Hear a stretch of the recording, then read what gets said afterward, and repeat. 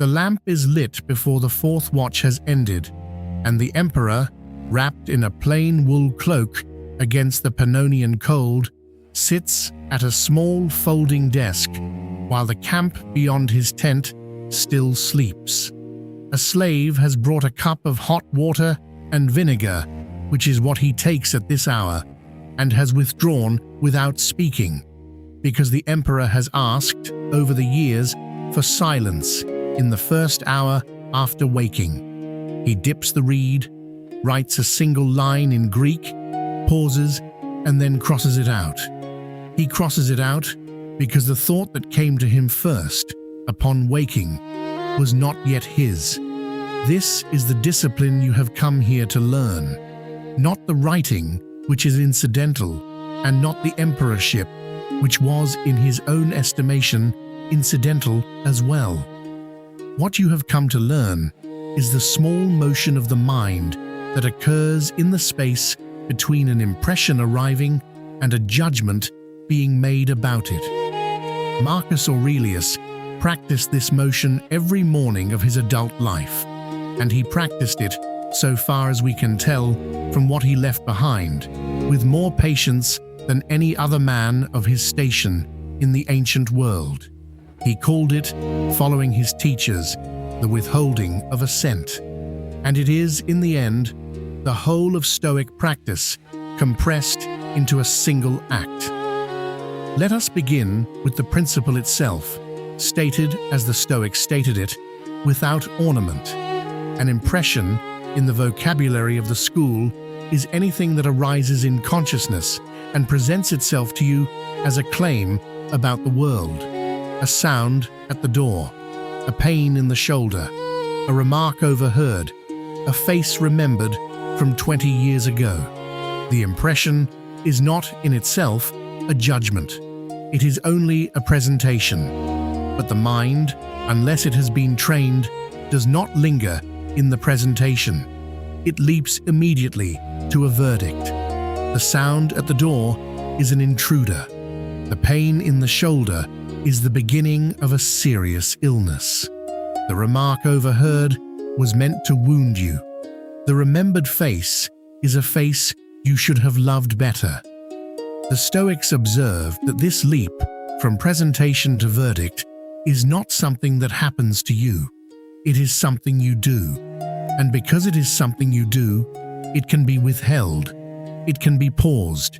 The verdict need not follow the presentation, as thunder follows lightning. There is a gap, and in that gap, the wise man, or the man who is trying to become wise, examines the presentation and asks whether the verdict he is about to give it is warranted. Epictetus, whose discourses Marcus had read closely as a young man, put the matter this way in the translation of George Long: "It is not things themselves that disturb men, but their judgments about these things." And elsewhere, more sharply, "Do not be carried away by the appearance. Say to it, 'Wait for me a little. Let me see what you are and what you represent. Let me put you to the test.'" This is the discipline of assent, to meet the impression at the threshold, to say to it, plainly and without hostility, "Wait, let me see what you are." Marcus, writing to himself in the years of the northern campaigns, returns to this instruction again and again. He knew that his mind, like any mind, produced impressions without his consent. What he could control was not the arrival of the impression, but what he did with it in the moment after its arrival. In the second book of the Meditations, he writes, and I give you Long's rendering, "Wipe out the imagination. Stop the pulling of the strings. Confine thyself to the present."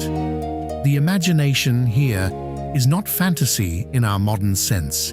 It is the whole apparatus of impression-making, the mind's constant production of little dramas about what is happening and what it means. And Marcus, at his desk, in the cold, is trying to wipe them out, not to suppress them, not to deny that they arose, but to refuse to sign his name at the bottom of the page they wrote for him. You must understand that this is not a technique for feeling better. The Stoics were not, in their own self-understanding, in the business of feeling better. They were in the business of seeing clearly. If you see clearly, they believed, feeling well tends to follow. But feeling well was the byproduct, never the aim. The aim was accuracy. The aim was to give assent only to what deserved it. To understand why this discipline mattered so much to Marcus specifically, and why he practiced it with the persistence that he did, you must picture the circumstance in which he found himself, and you must picture it in some detail, because the abstraction of the principle is not what is instructive. What is instructive is the man practicing the principle while the world burned around him. He was born in the year 121 of our era, in Rome, to a family of Spanish provincial origin that had risen over several generations into the senatorial aristocracy. His father died when he was a small child. He was raised, in effect, by his grandfather and by a household of tutors and older relatives, and he seems, from his own testimony in the first book of the Meditations, to have been an unusually serious child. He records, in that opening book, his debts to each of the people who formed him. From his mother, he learned piety and simplicity of diet. From his tutor Diognetus, he learned to avoid superstition and to write dialogues while still a boy. From Rusticus, the Stoic senator, who was his most important philosophical teacher, he learned, he tells us, to have seen clearly in the life of Rusticus that there was no need of many words, and to read carefully, not to be satisfied with a superficial understanding of a book. At 17, he was adopted, by the Emperor Hadrian's arrangement, into the family of the man who would become Antoninus Pius. He lived for the next 23 years in the household of Antoninus as a designated successor, and he watched, at close range, what he considered a good man doing a difficult job with steadiness. Much of what he later wrote in the Meditations about the character of a ruler is drawn from what he observed in his adoptive father. He noted the mildness. He noted the refusal to hurry. He noted that Antoninus, when confronted with a difficult petitioner, did not react but examined. When Antoninus died, in 161, Marcus became emperor at the age of 40. He immediately elevated his adoptive brother Lucius Verus to co-rule with him, an arrangement without precedent, and one that suggests, if you are inclined to read charitably, a temperament that did not seek power for its own sake. And then the difficulties began. There was war in the east with the Parthians, which required Lucius to depart for several years. There was, upon the army's return, a plague, which we now think may have been smallpox, and which killed, by some estimates, 5 million people across the empire over the following 15 years. There were floods of the Tiber. There were revolts. There was, in 168, the beginning of a long series of campaigns on the northern frontier along the Danube against the Marcomanni and the Quadi and other Germanic peoples, campaigns that would occupy Marcus for most of the last 12 years of his life. Lucius died in 169, leaving Marcus to bear the whole weight of the office alone. In 175, one of his most trusted generals, Avidius Cassius, declared himself emperor in the east on a false report that Marcus had died. Marcus's own wife, Faustina, died the following year on a journey she was making with him. His children died in numbers that we now find difficult to comprehend, he had at least 13. Only one son, Commodus, survived to adulthood, and Commodus, as any student of Roman history knows, was not the son the empire needed. It is in the tent at the Danube frontier, in the middle of these years, that most of the Meditations was composed. We know this from small internal references. Written among the Quadi on the river Gran, one book heading tells us, at Carnuntum, another. He wrote in Greek, in the philosophical language of the schools, not in the Latin of his official correspondence. He wrote for no reader. He wrote, we must presume, because he needed to, because the discipline of writing to himself in this way was part of the discipline he had learned from Epictetus's discourses and from Rusticus's example. Picture the physical setting: a campaign tent, larger than a common soldier's, but not palatial, a folding desk, a lamp, the smell of horses and smoke. Beyond the tent walls, an army camp in winter quarters, or on the march, with its sounds of iron and leather and human voices in the languages of half the empire. And inside, before the light, a man in his 50s, in his 60s, with a body that was, by his own account, chronically unwell, writing to himself in Greek about how to meet the day. He was not writing philosophy, he was practicing it. Now consider how the discipline of assent actually functioned for such a man, in such a setting, with such a life. A messenger arrives at the tent with news. The news is bad. Perhaps it is that a legion has been ambushed in a defile to the north. Perhaps it is that the plague has broken out again in a city he had thought clear of it. Perhaps it is that his daughter is ill. Perhaps it is that Avidius Cassius, whom he had trusted, has taken the eagles of Syria for himself. The impression arrives, complete, in an instant. And with the impression comes the verdict, ready-made, requiring only the emperor's assent to become a settled judgment in his mind. The verdict, in the case of Cassius, would have been something like, I am betrayed, I am in danger. This man is a traitor and must be destroyed. I have been a fool to trust him. Everything I have built is now at risk. Marcus's task, as he understood it, was to receive the impression and to refuse, in the first instant, to sign the verdict, to say to it, wait, let me see what you are. We have his actual response to the news of Cassius's revolt, preserved in a speech recorded by the historian Cassius Dio. Marcus said, in effect, that he was sorry for Cassius, that he wished the man had not done this thing, that he hoped Cassius would live so that they could meet and Marcus could forgive him. When Cassius was killed by his own officers before Marcus could reach him, Marcus was reported to have grieved and to have refused to punish Cassius's family beyond what was necessary to secure the peace. He burned the correspondence in which senators had committed themselves to Cassius without reading it, so that he would not know which of his own people had wavered.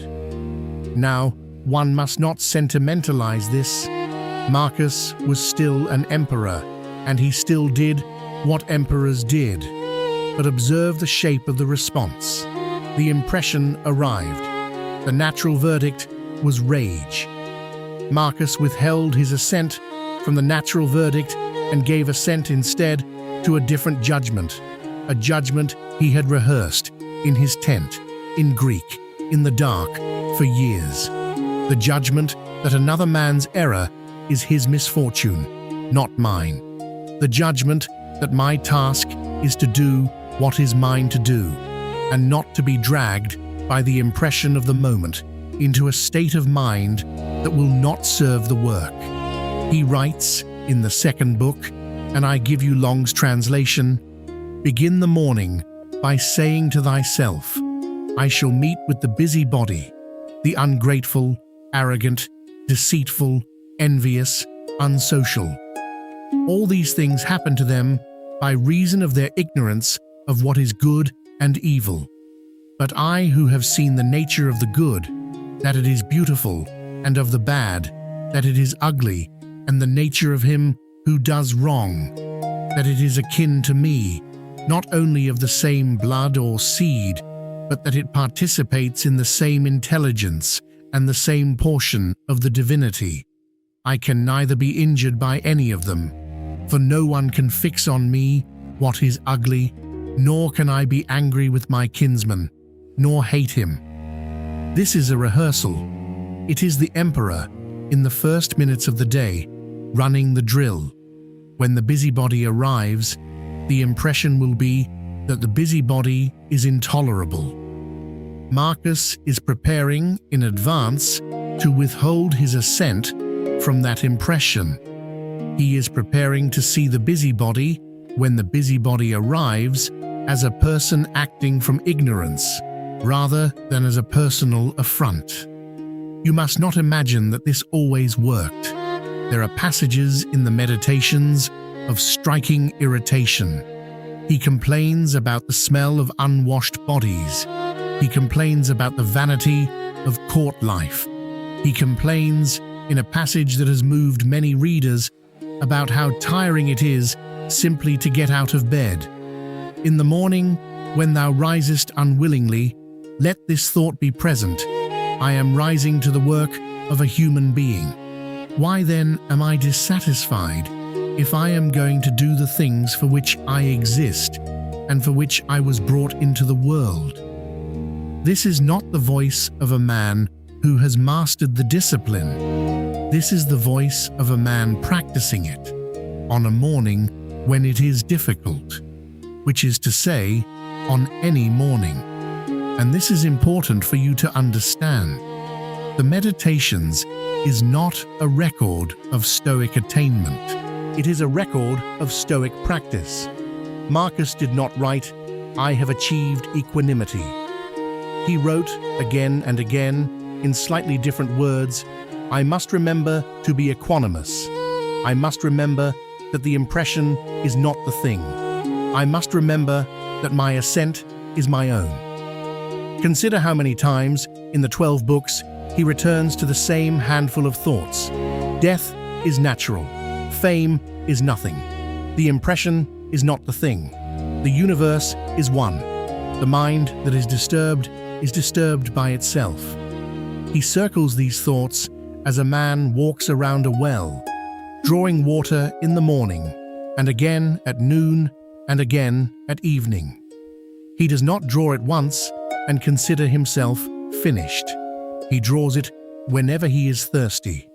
And he was thirsty, one gathers, every day of his life. There is a passage in the 5th book which I want you to hear in full, because it shows the discipline in its most concentrated form. Long's translation: take away thy opinion. And then there is taken away the complaint, I have been harmed. Take away the complaint, I have been harmed, and the harm is taken away. Read that again, slowly, in your mind.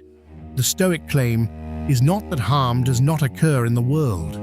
Marcus was not so foolish as to believe that. Legions were ambushed, children died, plagues took cities. The claim is more precise and more radical than that. The claim is that the experience of being harmed as a state of the soul requires the soul's consent. The impression arrives, I have been harmed. The verdict follows, if you let it, I have been harmed, and this is bad, and I am now in a diminished state. Marcus is saying, withhold your assent from the verdict, and the state does not follow. The event still occurred, but the state of soul that we call being harmed did not. This is not a trick. It is not a way of denying what has happened. It is a claim about where, in the sequence between event and suffering, the soul actually enters. The Stoic answer is that the soul enters at assent.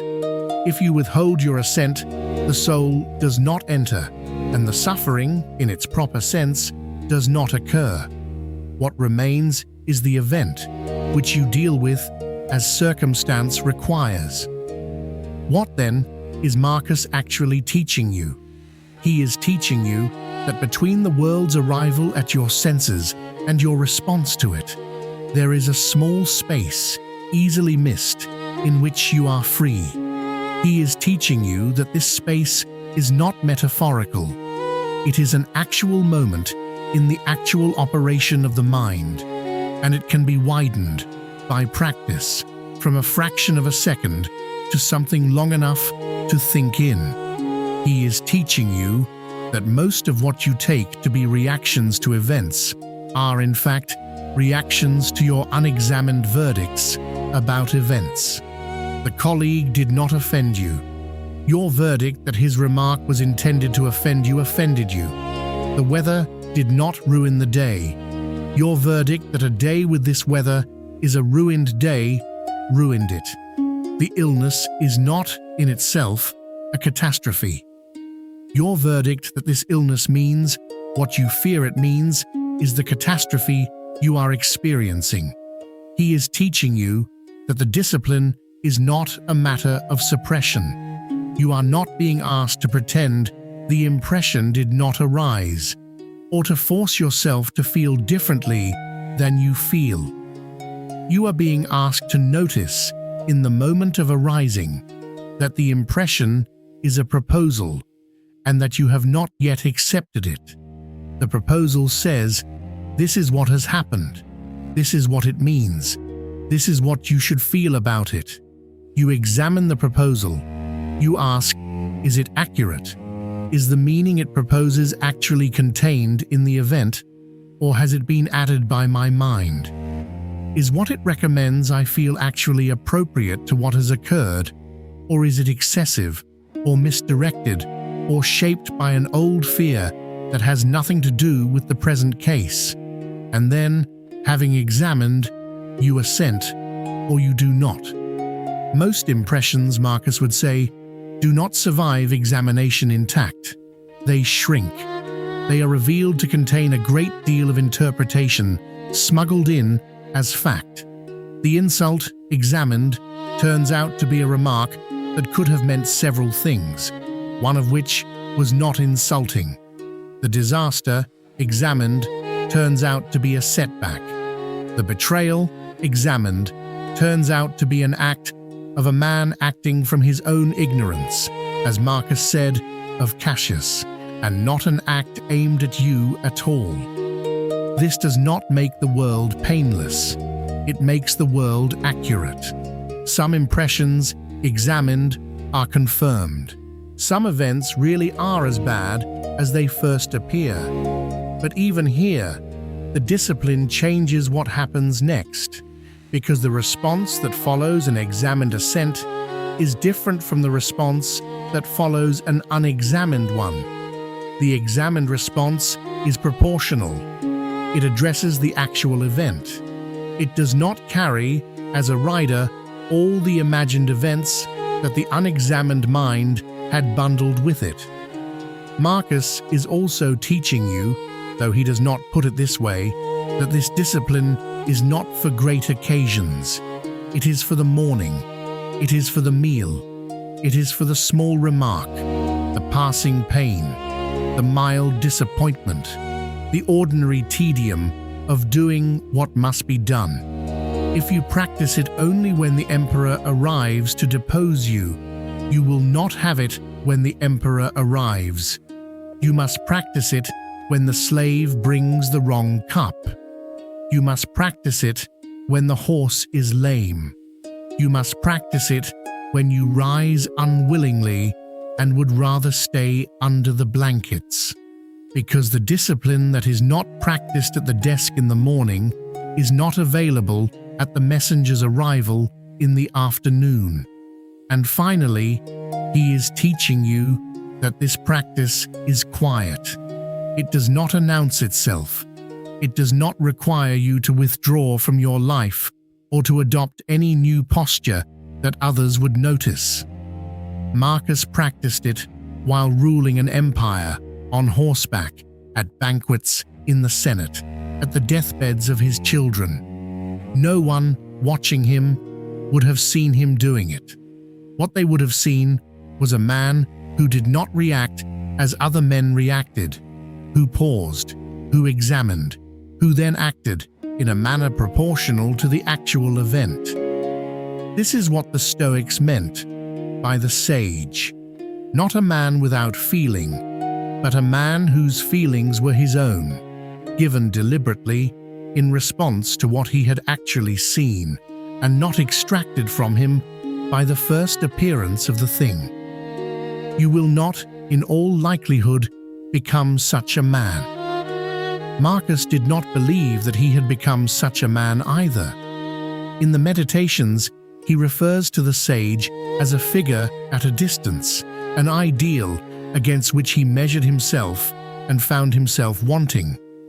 What he did believe and what he practiced was that the movement toward the ideal was itself the practice. Each morning, at the desk, in the cold, he was not achieving equanimity. He was rehearsing it. Each impression he examined and either assented to or refused was not a victory.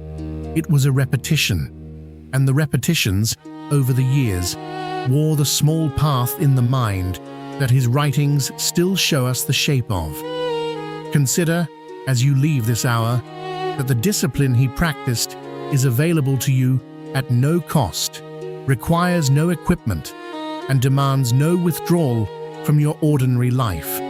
It requires only that you notice once, today, in the space between an impression and your verdict on it, that the space is there, that you have not yet signed, that the verdict, whatever it proposes, is a proposal. You may find, as Marcus found, that many of the verdicts you have been signing all your life without examining them do not survive examination. You may find that a great deal of what you took to be the world's action upon you was your action upon yourself. You may find that some things examined remain terrible and that you must meet them, but you will meet them then as they are, and not as your first impression insisted they were. The question I would leave with you is this: in the small events of the day now beginning, or the day now ending, where did you sign an assent that, had you paused, you might have withheld? And what would the day have looked like if you had waited a little and said to the impression, in the manner of Epictetus, "Let me see what you are"? The emperor, at his desk, would not have asked you to answer aloud. He would have expected only that you sit with the question, as he sat with his own, in the hour before the camp awoke.